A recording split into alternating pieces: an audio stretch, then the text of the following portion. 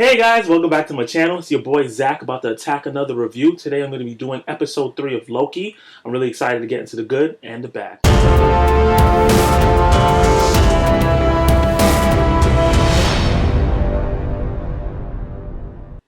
Episode 3 of Loki picks up right off where episode 2 ended, where Lady Loki opens a portal after setting off all those reset charges, and Loki heads right in after her, and you see where they go. They go back to the offices of TVA.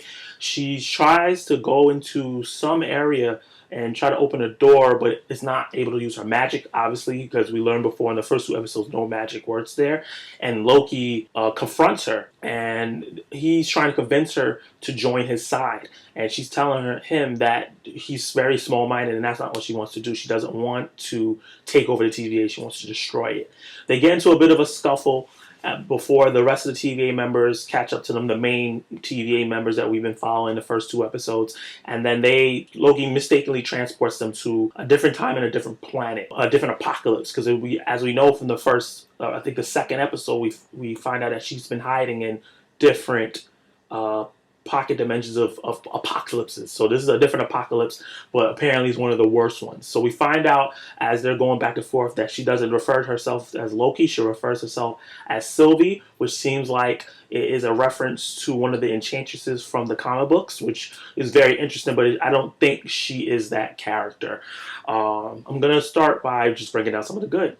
The best thing about this episode is the relationship and the chemistry between Loki and Sylvie. They are really great together in terms of being foils to each other. Loki obviously is a little bit more lighthearted and mischievous, and this one is more serious. She's on a mission. She wants to finish it. She reminds me of how Loki was when he was in the first episode of Avengers, very determined and wanted to get the job done, really wasn't lacking in terms of motivation. While this Loki still, the Loki that we have now is still trying to find himself, trying to figure out where his place is. She knows exactly what she wants to do, and he discusses her because of that. And it's really great to see how they're so different because there's slight different upbringings. It gets to a point where they have a sit down and they talk about the differences between each other, like how Loki finds out way after that he was adopted and he's one of the ice giants, but she knew from the beginning with her life, and the way their magics are different and how they were taught. One thing I really like is that Tom Hiddleston's Loki, as we know, is super charismatic, and he continues to be here. He reminds me more of the Loki from the comics, even more in this episode than he has in the past episodes and even the past movies. He's way more lighthearted, way more mischievous, way more playful, but also you can tell that he has an ulterior motive. He's not just doing this to play around. He's trying to let this other Loki, Sylvie, let her guard down and trust him. He's trying to get information because he wants to see what her plan is, and if he needs to join her or maybe he needs to stop her. You can see the wheels turning in his head. But on the other side, you could tell that Sylvie kind of knows. She's a Loki. She probably, at the same time, you could tell that Sylvie probably knows that that's what he's trying to do, because there's a part where she does something mischievous, and you can see that god of mischief inside of her. Even though she's more like a serious Loki than Tom Hiddleston's Loki, you can see that she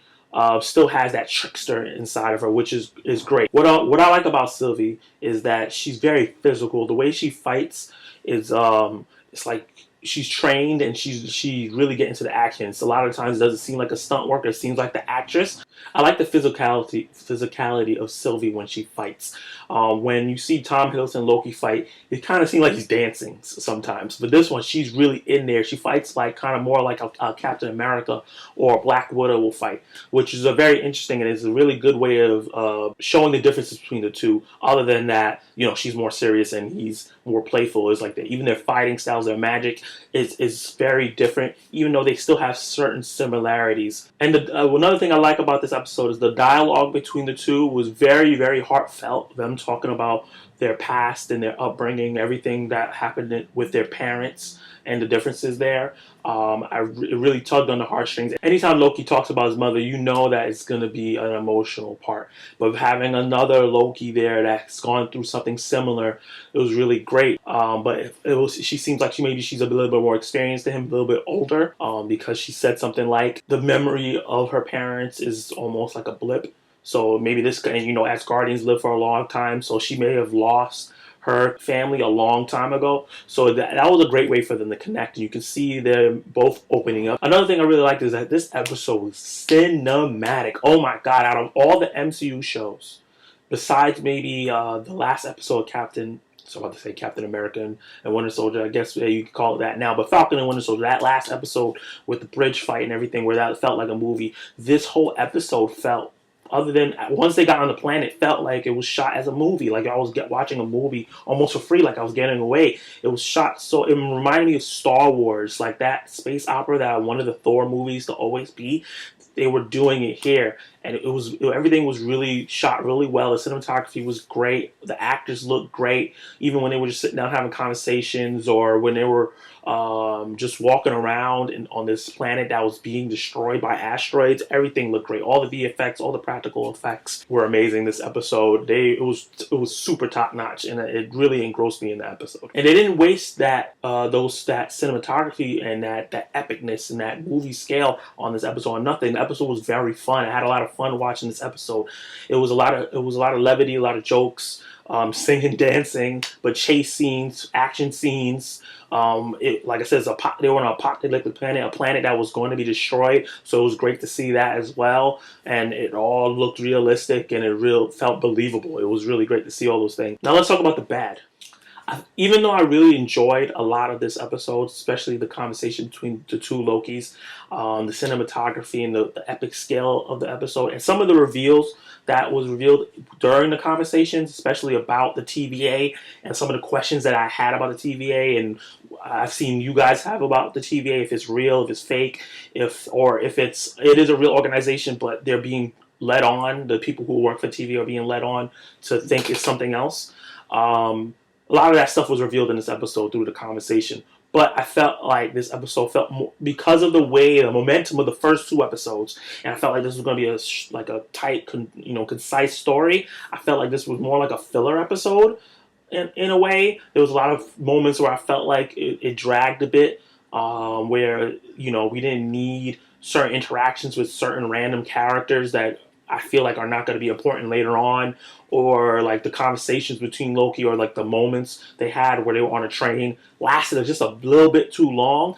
And because of that the inconsistent tone of the episode, and also the way it felt like it wasn't really going anywhere to that last couple minutes, when it ended, it felt really sudden. These Disney Plus Marvel shows always feel short because they're so good. You want so much, but this one felt even more shorter than usual because it was so much time spent talking about certain things that we didn't really need to know. And I feel like it's not going to affect the rest of the series. But let's see where it goes. I could be wrong, but just for this episode as a standalone, without seeing the other episodes in the future and knowing what happened already with the first two episodes, this one felt like more like a filler episode, which is not great when you only get 6 episodes in a season. When you get a CW Arrowverse show, it's 22 episodes, you're fine with a filler or two because there's so many episodes. But when it's 6 episodes and you're not going to get that much, I feel like every episode needs to be jam-packed. One other little negative, and this is mostly nitpick that probably most people don't care about, but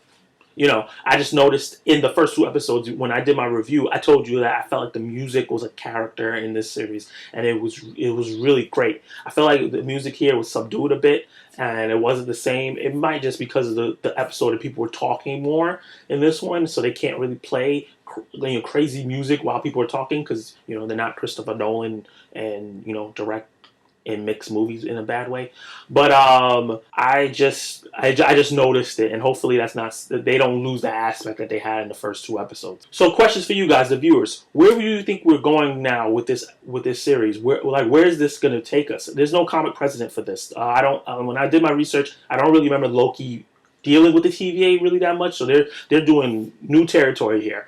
And then this lady Loki, who's Sylvie, she seems like she's a mixture of different characters, so I don't know what they could be doing with her as well. So where do you guys think the story is going? Where is it leading to with that? Where the way this episode 3 ended?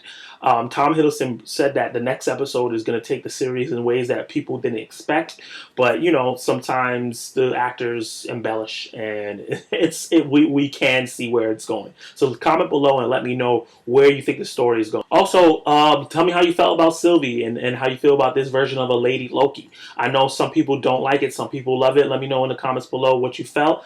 And also, any comic references or any Easter eggs that you saw that maybe I didn't catch, drop them down below as well. I would love to hear it. Now let's get down to my verdict. Episode 3 of Loki, I think that is still a must-watch series. I think that even though this episode felt a little bit like a filler episode, I think there's enough here for people to have fun, to enjoy it, and enough reveals about the story to keep you engaged. And obviously, it was so cinematic. It felt like we were watching a movie in 40 minutes. It continued the greatness from the other episodes in terms of the action and the way it looked and the acting and the fun factor, despite the negatives that I had for it this time. I still really love this series so far, and I really like this episode as well. I hope that you guys check out my next review. I'm really excited to watch episode 4. Like, subscribe, hit the notification bell so that you can stay tuned and see my next review or reaction to a trailer. And peace.